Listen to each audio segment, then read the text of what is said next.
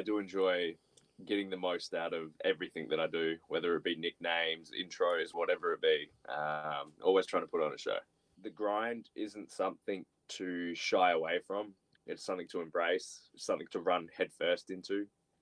I've traveled the world with wrestling, and as someone who started out in a shed in front of 8 people, I think that's kind of a testament to how bad I want this and how willing I am to sacrifice anything that I have to sacrifice to get where I want to go. I've done a lot of damage control in my career just because this thing right here doesn't seem to turn off. And it doesn't always connect to this thing right here. So it's just about teaching the kids that you're always capable of making mistakes, and it's okay to do it because we're all going to do it. So own up to them, face them, and try and fix them. The wrestling skills and stuff like that, that's going to come. That's fine. Everyone, you can teach a monkey how to do everything. But it's about being smart. And you can be a dick, but you didn't know where to line. The fact that she just keeps stealing all my moves and my style and my look, it's pretty disappointing with that part, you know? Like, it's not hard to get your own look, but I understand why you're trying to steal mine. To be fair, I'm pretty sure you stole one of her gear styles as well very recently. Nah, tell me. It's backwards and forwards, I think. I had a pair of black and white boots for years before she was even around.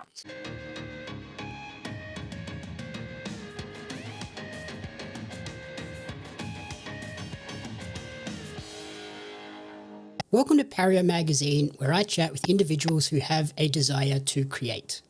Today I'm joined by one of Australia's most decorated wrestlers. He has held gold in ACW, EPW, PWSA, RCW, and Slam. Also, at the time of recording, he's gearing up for battle for the MCW World Championship this weekend. Welcome to Pario magazine, Zaria's favourite wrestler, the official ego, Matt Hayter. Shouldn't be laughing at that, it's a fact. But yeah, thanks for having me, dude. My pleasure. That introduction on the last RCW show with that got me so well. Very well done. I do enjoy getting the most out of everything that I do, whether it be nicknames, intros, whatever it be. Always trying to put on a show. Very nice. So we're here today to chat about your journey through the world of pro wrestling so far. Before we dive into that, though, I want to get a little bit of insight into the person behind the ego. Who is Matt Hayter away from the ring? I believe you are quite the prankster. I am someone who, in wrestling, everyone says the best characters, whatever you want to portray yourself as, your personality just turned up to 11. And I feel as though I'm just me the whole time, whether I'm in the ring, out of the ring. What you're seeing is what you get. I do love a good laugh, a joke, pranking people. Yeah, I am what I am. The ego is real. I think it's justified. The amount of work that I put into myself, the amount of work that I put in before, I think I'm great. So I let everyone see it. Yep. And I guess that sort of ties into, there was a post you put up, I think, yesterday about sort of sacrifice and everything you've had to put in terms of the work to get to where you are. What are some of the biggest sacrifices you've had to make to achieve what you have already in wrestling? Time, effort, money, mental exhaustion, and all of the above. I'm preaching to the choir. Any wrestler who will watch this completely understands what I'm talking about, but it's just taking it to that next level of having the understanding that the grind isn't something to shy away from. It's something to embrace, something to run headfirst into. I've traveled the world with wrestling, and as someone who started out in a shed in front of 8 people, I think that's kind of a testament to how bad I want this and how willing I am to sacrifice anything that I have to sacrifice to get where I want to go. Yep, yeah, especially with like shows being generally Friday, Saturday nights. That's kind of the night when people outside of wrestling are doing things like birthday parties and things like that that you kind of have to skip out on. And then, like I mentioned in the intro, you're about to battle for the MCW World Heavyweight Championship against people like Slex, Robbie Thorpe, and a previous Pario guest, Edward Dusk. How are you feeling heading into that match? And what would capturing that title mean for you? Arguably, MCW is the premier company within Australia. It's definitely one of the most known. Anywhere I travel, everyone asks about it. So the fact that I'm in the main event of the biggest show of the year, quite frankly, is no surprise. I deserve to be there. I would say Dusk really doesn't, just because, everyone loves him online. I get it. It's cool and all that. But, he doesn't really belong in the ring with, we've got Rob, Slex, and me. So it's one of those things where it's like someone's out of place here, and it's not hard to pick who it is. Wrestling Slex, that's cool. Once upon a time, he was the glue that held Melbourne wrestling together. But the key word there is once upon a time, what has he done lately? It's great that he's counting his macros and, tuning in for every rep. But in ring, what have you done lately, Sex? And then there's Robbie, the handpicked golden boy, who I see a lot of my younger self in, even though he's way more responsible and, way more put together than me back then. But very different personalities. Yeah. Rob is an interesting one where I think one day this whole Australian wrestling scene could quite easily revolve around him. But that's not the time right now. Fair enough. And what would, if you were to come out victorious, what would winning that belt mean to you, given that you've essentially held every title in Adelaide and a few other states as well? I mean, it's not an if, it's when. The conclusion is already written on the walls. I'm coming in to Sunday just to pick up the championship. You know what I mean? It's not a lack of confidence. It's not a lack of preparation or anything like that. I understand what it's like to be a champion, and only one other person in the match does, and that's Slex. So, I'm going to win as per usual. I'm going to save everyone from the absolute torture that they might have to sit through if Dusk pulled a quick one. If he pulled out a fluke like he did with Rocky. Yeah, winning that belt is a guarantee for you at this point. You've already held sort of the biggest championship in Adelaide, the RCW Grand Championship, one of only 4 people now to have held that. What sort of pressure does being the guy in a promotion bring with it? Every promotion I go to, doesn't matter if I've been there for a hot minute or I've been there for a very long time, arguably a championship doesn't make you the guy.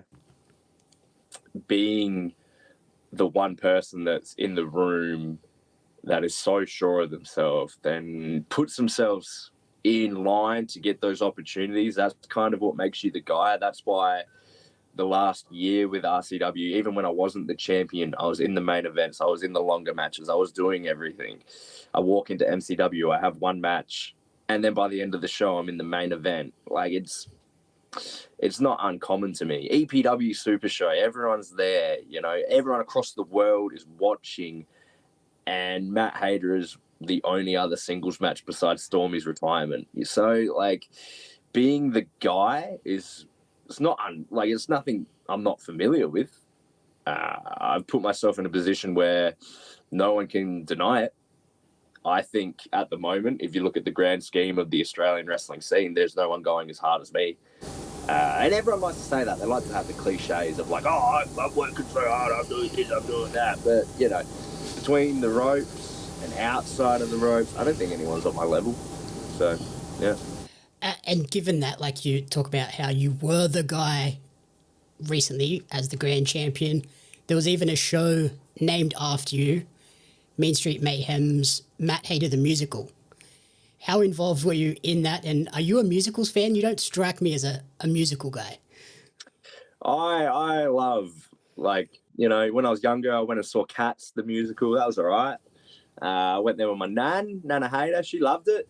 So musicals, Matt Hayter the musical's been in the works for quite a long time now. Even before I was at RCW, it was definitely a floated around idea that people loved. It's not the first show that's named after me. There was one years and years ago called Matt Hayter and the Goblet of Fire.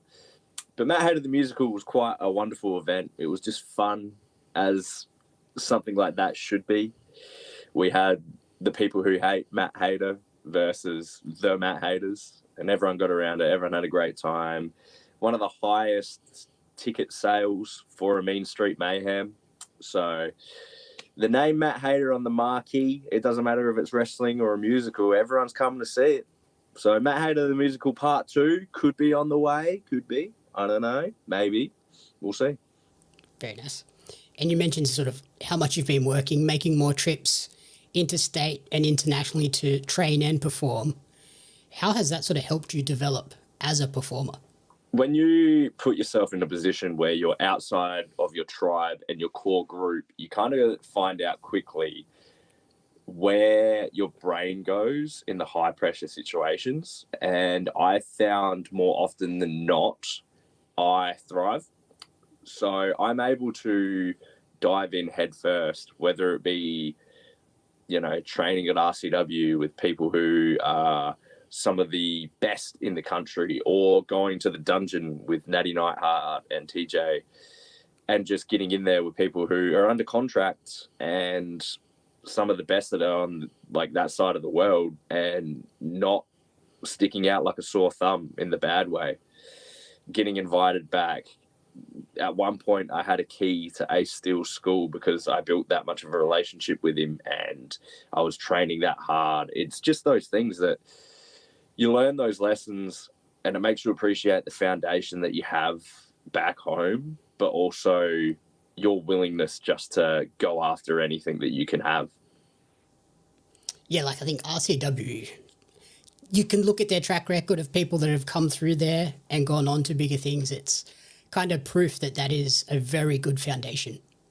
I think it's the best school in the country.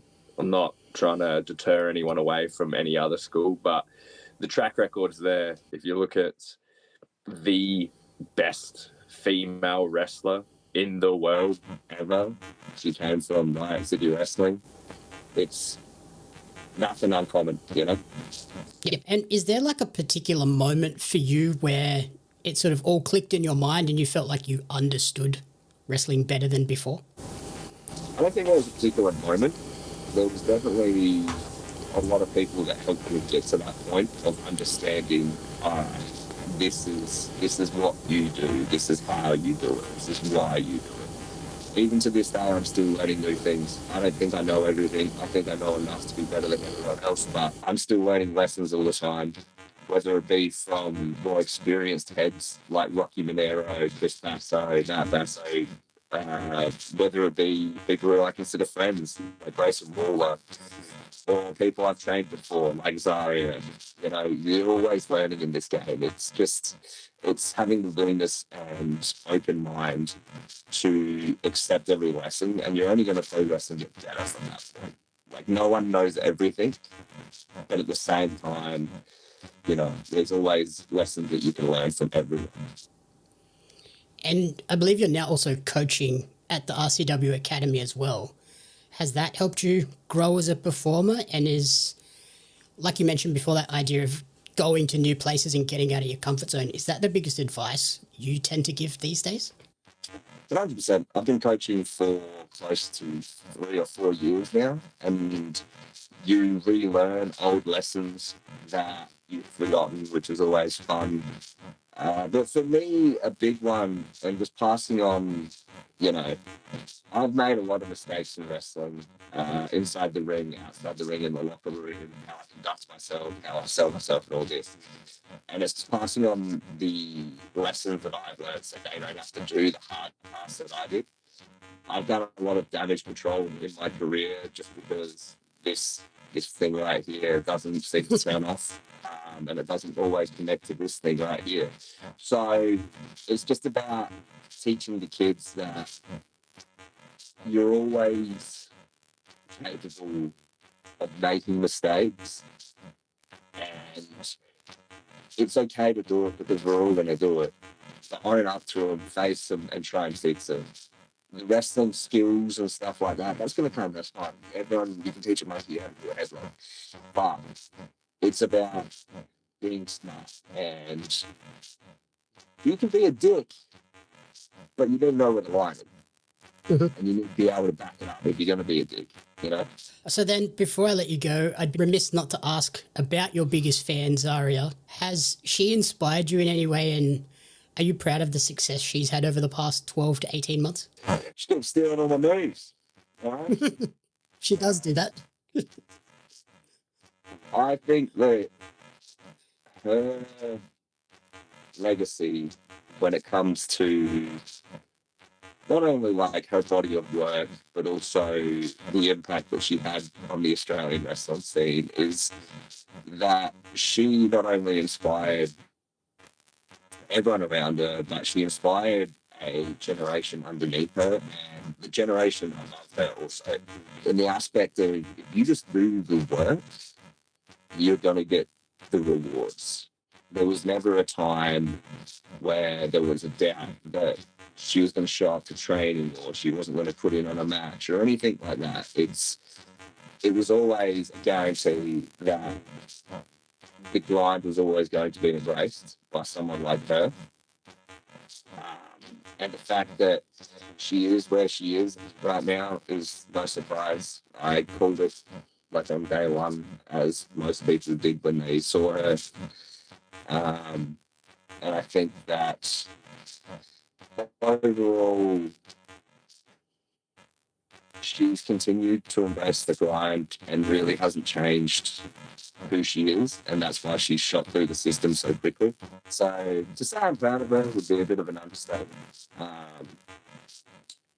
But the fact that she just keeps stealing all my moves and my style and my look it's pretty disappointing with that part, you know. Like it's not hard to get your own look, but I understand why you're trying to steal mine. To be fair, I'm pretty sure you stole one of her gear styles as well very recently. Nah, tell me. It's backwards and forwards, I think. I had a pair of black and white boots for years before she was even around. Right? I just happened to go, oh, all right, we're matching with the boots. And then apparently there was a little coinciding, but you know, if you want to connect the dots, go for it. I guess that's fun. So then, if we look ahead as well, AEW is set to return to Australia in February. If there was an opportunity to wrestle on, say, an ROH Global Wars or an Aussie Wrestling Super Show that weekend, is there a dream opponent for you? I'll give you an AEW ROH guy, and then I'll give you an Australian, just to spice it up. So I think I'll give you three. All right, we'll go Ring of Honor, AEW. Okay. I think if I was going to go Ring of Honor, it would have to be Dalton Castle. I grew up a big fan, and you know, I just think he's the man, and I think I would be able to beat him quite easily. No, he didn't need the bang around. If we're going AEW,